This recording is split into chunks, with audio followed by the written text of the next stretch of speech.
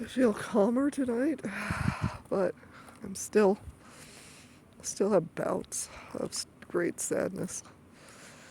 I got to write a little obituary or memorial on Science Care's website for my mom, which kind of helped me finally because it got approved.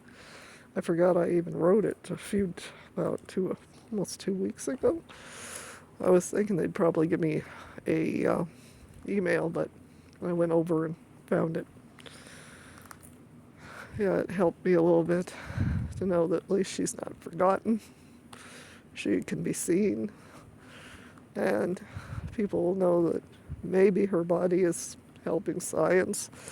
Still creeps me out. I just still cannot handle that part. But if it does good for somebody, that would be awesome. It's just still, it's my mom. I keep on thinking about scientists cutting her up. Not a pleasant thing to deal with, but that's where we're at. I'm just, I just hope that it actually benefits society as a whole, not just the rich, but everybody. I don't know what that roaring sound is. It's just weird. Strange. Must be a lot of traffic? I have no idea. But yeah, I just wished my mom was alive and with me, but without the vascular dementia. I could do without that. She could do without that. I just would love to have her home and be 40 years younger or more. Yeah, I would love to have had my mom for longer, but not in that condition. It's too sad. It's just vascular dementia or any dementia is just a monster. It just eats away at your loved one. It makes their life, because you know they're in there somewhere, and you know they're aware of what's going on, but there's nothing they can do about it, and there's nothing we could do about it. It's just takes them too soon, even before death. They're gone to a point. I mean, they're there, but it's like, you know, they're inside there, but they can't communicate.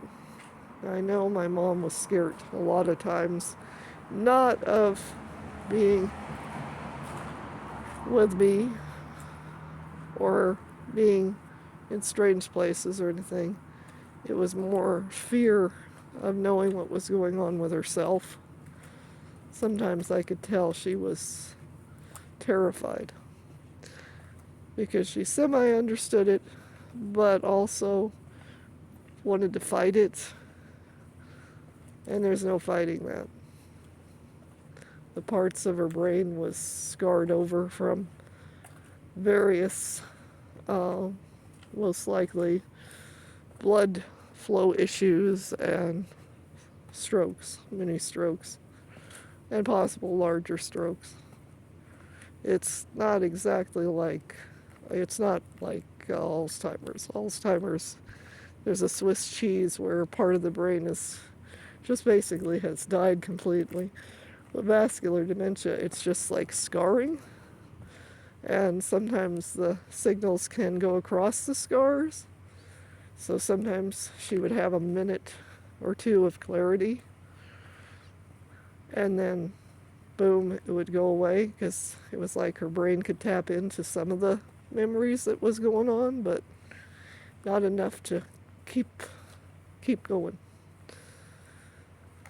And that's the worst part, is because those little times you could just see her as she was, and then the veil of dementia would hit, and then she wasn't there again. But my mom always seemed to, whether she knew my title as daughter, sometimes she didn't know my name, but she always said she loved me. And I loved her. I always tried to make sure she knew I loved her. Sometimes we both get crabby. Me from lack of sleep, her from frustration, knowing that what was going on in the parts of her that was her. She knew that her time was limited, but she kept on saying it wasn't her time, it wasn't her time. And that terrifies me because I kind of was forced into hospice, and I wish we could have had better treatment the year before she even got diagnosed with vascular dementia. And it makes me sick to think that there might have been some other treatment that was missed. One after hours nurse told me months later after her diagnosis that they should have actually looked into my concerns, because it could have been just a simple couple of blood clots or one blood clot that needed dissolved, and it might have reversed the whole thing. We will never know, but that does disturb me, because my mom was always saying it wasn't her time, and I sometimes wonder if people do die a false date, and possibly she did. I don't know what that causes, a ripple in time or whatever, but I think there is people that do die before their date is up from just medical accidents, murder, and ignoring people's concerns with a health issue. I just wish she could have had a better doctor, because she didn't really have a doctor except for just, I think, a couple of years into her AFib, she actually had a doctor. But she didn't have one after, so it was just the clinic. And I don't think nurse practitioners know anything about AFib that much, not to be the primary caregivers. So, yeah, I have a lot of questions. I wished I'd get answers, but I will never now, unless somebody is a whistleblower that shows me a record that I haven't seen. Finally figured out what was the roar. It's this van over here. But yeah, I just sometimes wonder if there was anything that could have been done besides what was done.